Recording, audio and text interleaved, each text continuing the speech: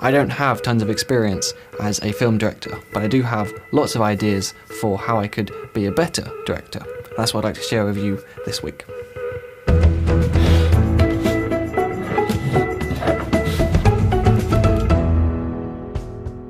We're always hearing about the director's vision. What are they trying to do with this film? But what does that actually mean? As the director, you might decide that for this chase scene in your film to be good, it needs to be exhilarating.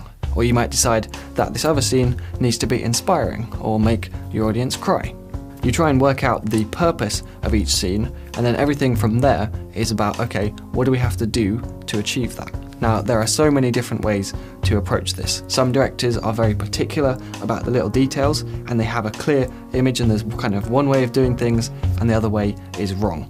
Or other people have a lot more kind of flexible kind of mentality, where they'll let the actors improvise and they might be more collaborative when it comes to the set designs and the costumes and the lighting, stuff like that.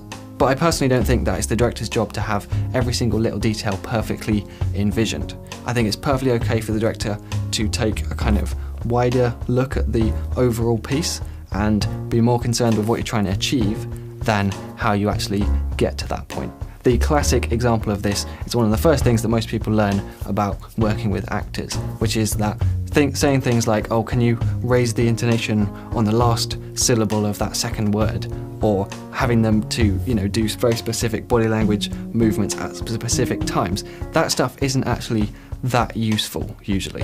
It's often better to talk to people about, how the characters are thinking, what the characters might be feeling, have it more on a discussion basis, and talk about the bigger ideas rather than going in on those micro little details. The same goes for lighting. Now, that's not always easy to do, particularly if you have a background in doing everything yourself, as most beginners do.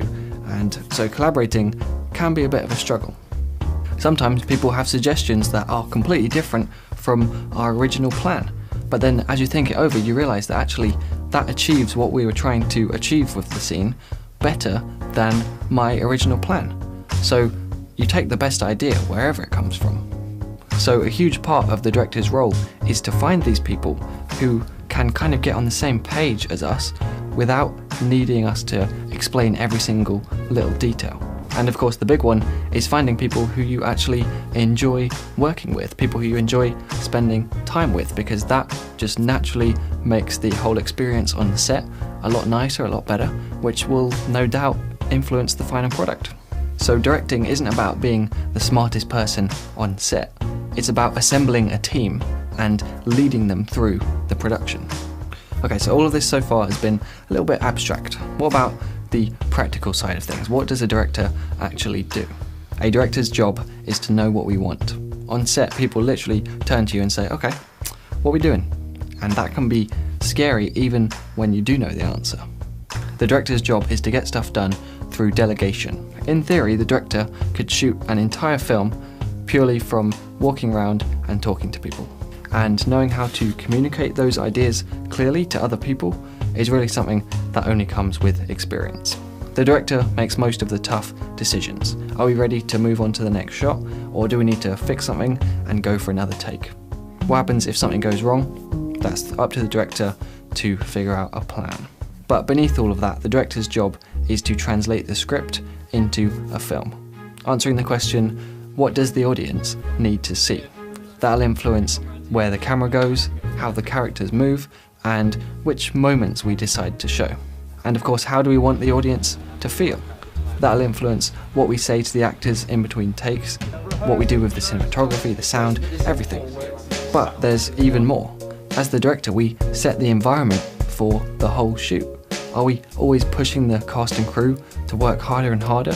Or are we really encouraging when people do well? Is it serious business all the time, or do we leave some time for joking around?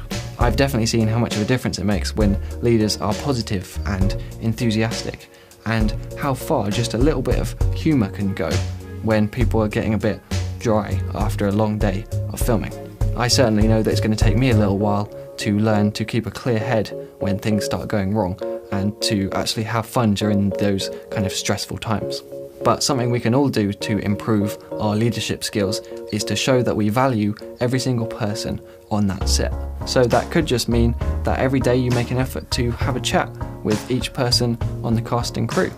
And finally, I think it's very important that when the tough times come up on set, when things start going wrong, that the director takes responsibility for those things. It's never, oh, I wish I was working with better actors, or why aren't you understanding me? It's always, what can I do to explain myself better?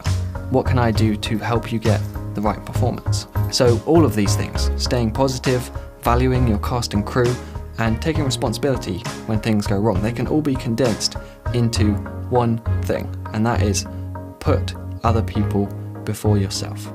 My name's Simon Cade, this has been DSLR Guide, and I'll see you next week.